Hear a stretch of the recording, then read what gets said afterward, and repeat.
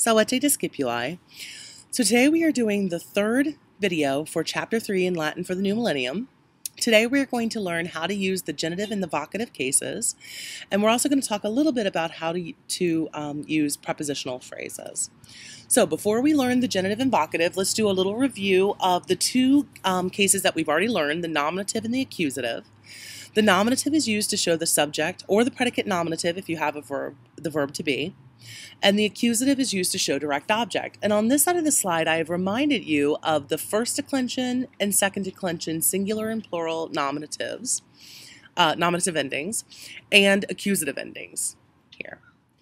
Now, the genitive case, like the nominative case, has more than one use, okay? But today we're going to learn just the most basic and often most common use of the genitive, which is to show possession. So in English, we show possession by using an apostrophe S if it's singular, an S apostrophe if it's plural, or we can also say it by show possession by saying of the blank, of the whatever. Okay, so let's look at these examples that we have here. The casas amicorum, filium viri, animus filii.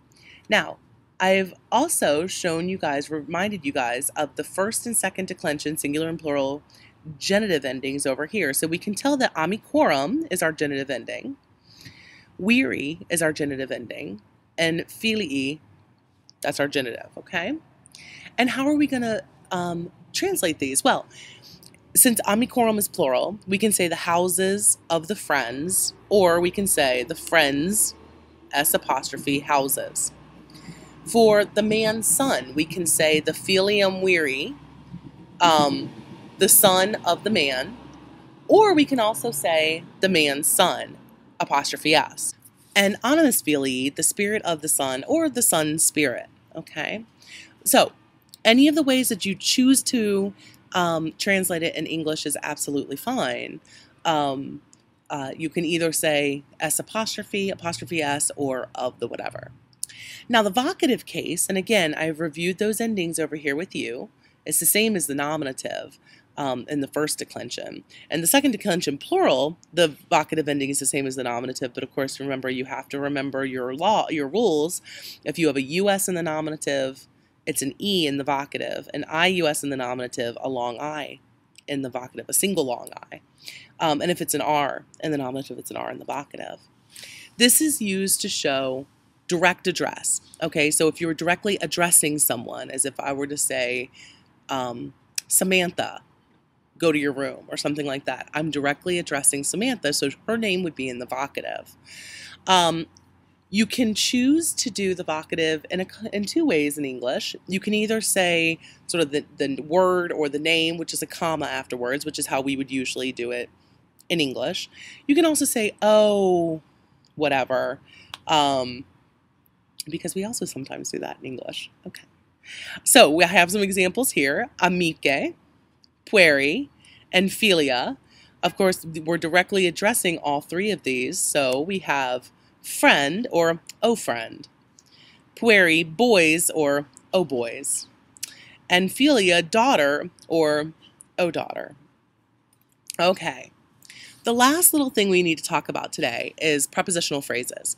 Now, a preposition with a noun, and sometimes that noun is being described by an adjective, together is called a prepositional phrase, okay? Your preposition and its object. In English, we have tons of prepositions, as they do in Latin too as well. In, on, into, with, near, under, by, from, to, around, over, across, all of these are prepositional phrases, okay? And in English, we also have an object of the preposition, okay? In Latin, prepositions will take a particular case, a specific case, and usually this is going to be the ablative or the accusative, and actually there are more prepositions that take the accusative than the ablative, but the most common prepositions tend to take the ablative, by the way. There is one that I can think of that takes the genitive, and it's a little bit of a weird preposition, or sometimes one preposition can take both an ablative or an accusative, and depending on which case it's taking, affect how you translate the preposition. We're not going to talk about any of those right now. We're only going to talk about, actually, 2 prepositions that take the ablative case, and they're in your vocab for this week. In takes the ablative. Actually, this is one of those ones that takes the accusative, but we're not going to talk about that today.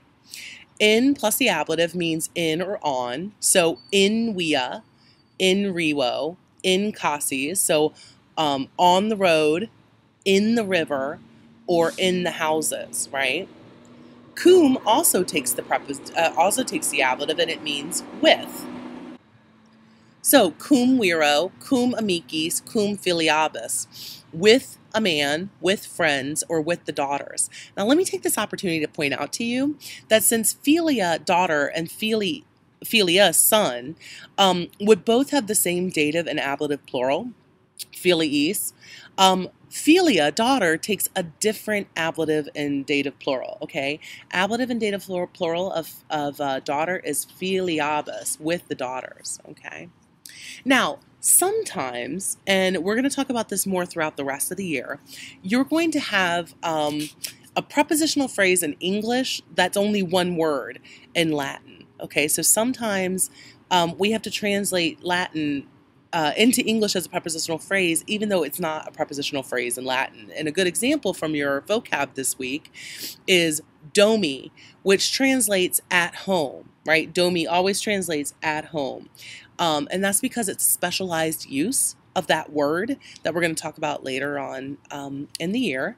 And even though it's not a prepositional phrase in Latin, it is a prepositional phrase in English. Okay, well, take good notes. I will see you tomorrow in class, and have a lovely evening.